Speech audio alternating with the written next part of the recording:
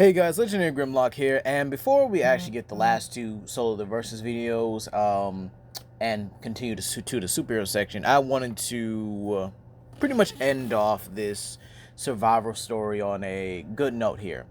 And we're going to be doing Can Total Drama Survive the Pred Alien? Now, if you guys do want a sequel to this series where I do include another cast of characters, I am thinking about doing the Revenge of the Island cast in this kind of situation because I think it would actually be pretty interesting.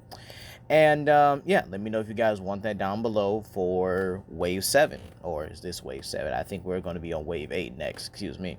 But yeah, they're going to be surviving the Pred Alien. And keep in mind they have the Thanator, which actually scales to an alien queen as of the word of the director. You know, could actually, like, beat an alien queen pretty easily here. But yeah, I think it's pretty simple here, and I think this should make a very interesting survival take here.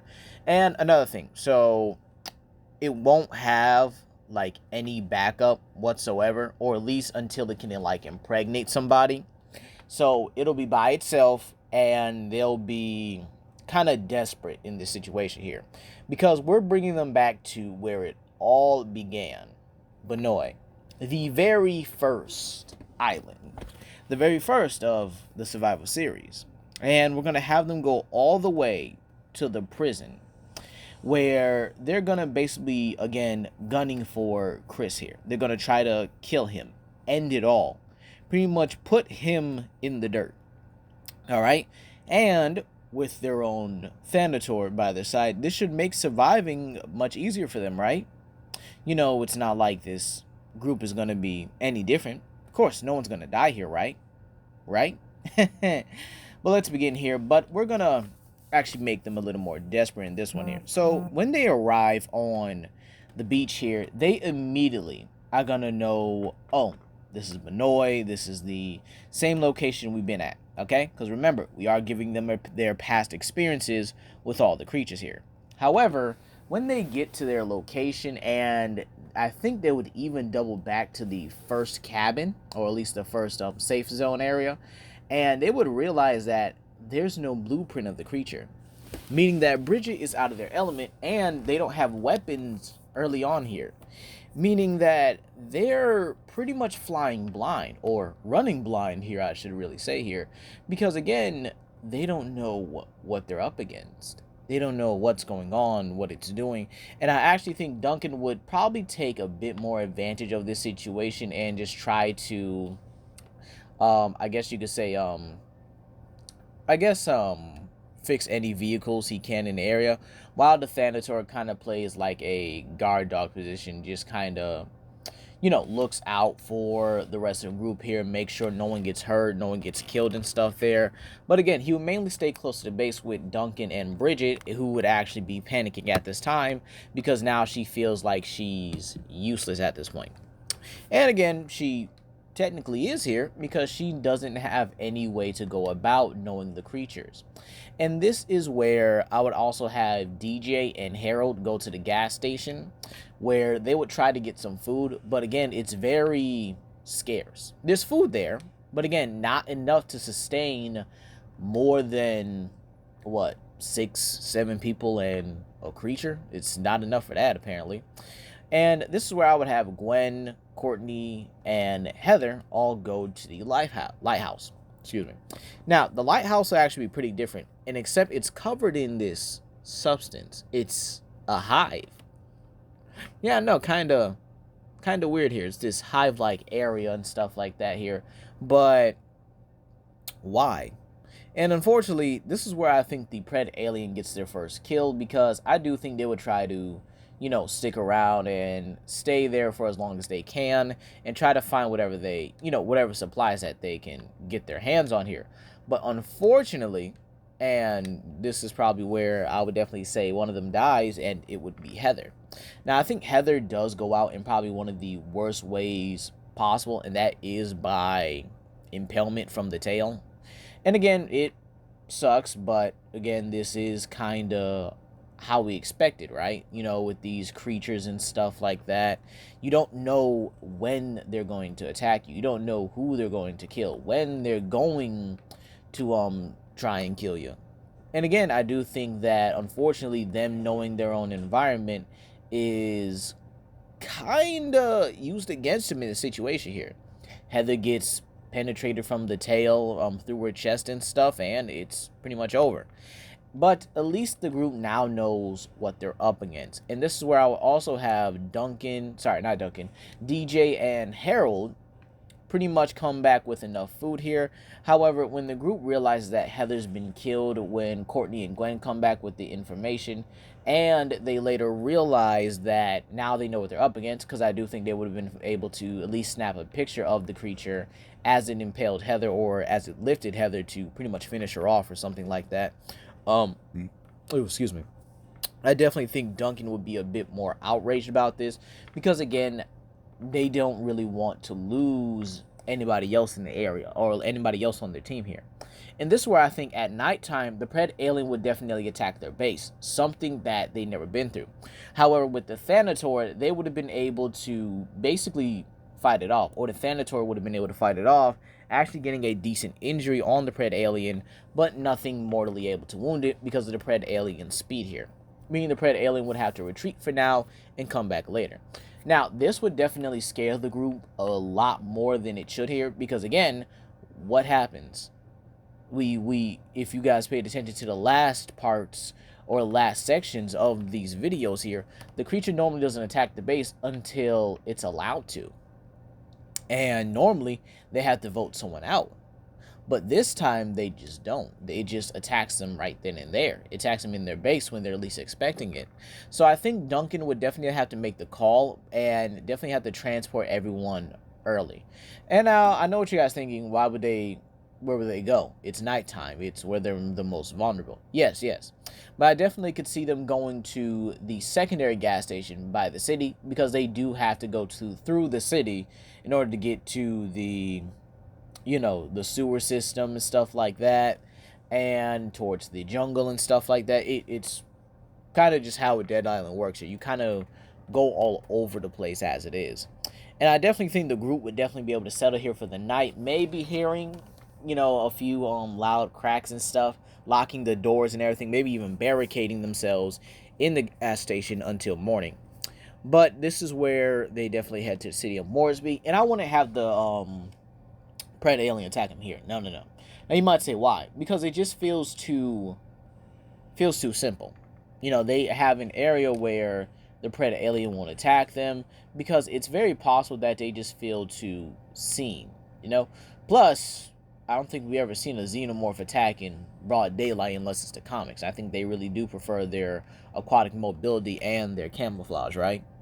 But this is also where I would have the group try to get a hold of anything they can, any weapons and stuff like that. But I would also have them paranoid to go in buildings because, again, they encountered a hive. So they don't know how much of their landscape or how much of the island's landscape has pretty much changed with this creature there. Now, where I would pretty much have another person die is in the sewers. Now, this is where I would pretty much have another unexpected death here. Now, I do think Heather would be expected to die at some point here, but I think going through the sewers and trying to get to their next destination, or trying to see if they can find any weapons and stuff like that here, would definitely take a very interesting turn. And it's because the sewer system is perfect for the Pred alien. It's dark, it's wet, it's pretty much more at home down there. And this is where I would actually have Bridget die, or again get snatched by the Pred alien. Now, the reason why I would have Bridget here is because it would be very anticlimactic and very interesting here, because you got to remember, Bridget feels out of her element. She's probably the most nervous, probably the most paranoid of the group here, because she'll feel like she'll get voted out and stuff here. However, with that not happening and with the group really trying to stick together here, this would take a very interesting turn. And unfortunately, I think this would actually also give the Thanator a bit more, what's the word I'm looking for? A bit more of a grudge against the Pred alien. Because remember, in the last part, Bridget was the one who bonded with it, got to know it. And now the person that it got to know just got snatched by its biggest stop, right? Crazy. Then you have the fact that they now have to head into the jungle. Now, this is where I would have the group head to the village and they get weapons. But unlike with the white spikes and the death angels and stuff like that here, I would actually have them only find one gun. Yeah, they get one gun and a bunch of axes. But they would also note that the creature already has acidic blood, so that means that their weapons are just pretty much useless. And again, I think this will start another fight amongst the group here, to where they would try to go after the one who pretty much has the gun at that point, right? I mean, why not? It makes so much sense that they would here.